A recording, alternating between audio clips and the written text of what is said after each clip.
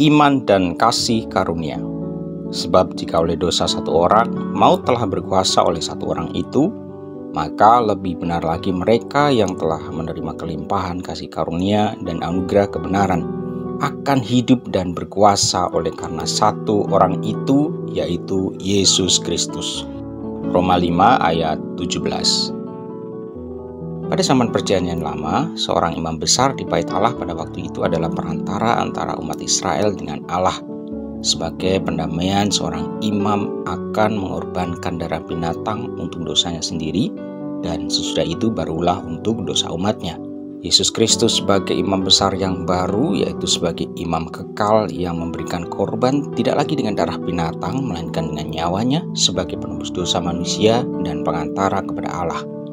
Kristus mempersembahkan korban sekali untuk selamanya dan untuk menebus dosa seluruh dunia, sehingga barang siapa yang percaya kepadanya tidak binasa melainkan memperoleh hidup yang kekal. Roma 5 ayat 21, supaya sama seperti dosa berkuasa dalam alam maut, demikian kasih karunia akan berkuasa oleh kebenaran untuk hidup yang kekal oleh Yesus Kristus Tuhan kita. Keselamatan yang kita peroleh semata-matanya karena kasih karunia Allah, sebab apapun usaha manusia tidak akan mampu mendapatkan keselamatan itu.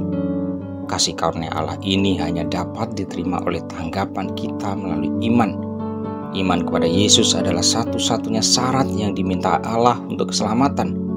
Beriman kepada Yesus berarti percaya dengan sungguh-sungguh pada karya keselamatan melalui kematiannya di kayu salib dan kebangkitannya sebagai Tuhan dan Juru Selamat pribadi kita.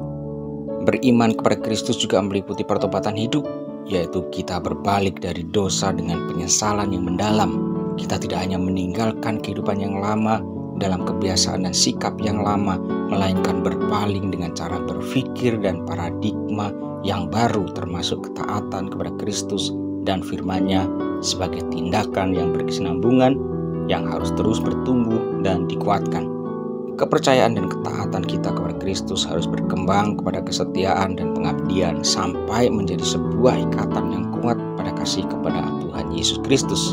Pada titik inilah kita benar-benar merasakan kasih karunia Allah yang memampukan kita dapat hidup bagi Sang Raja. Kita bisa mengabdi dan melayani Tuhan bukan karena kita mampu, tetapi karena kasih karunia-Nya. Amin. Kasih karunia Allah ini hanya dapat diterima oleh tanggapan kita melalui iman kepada Yesus Kristus.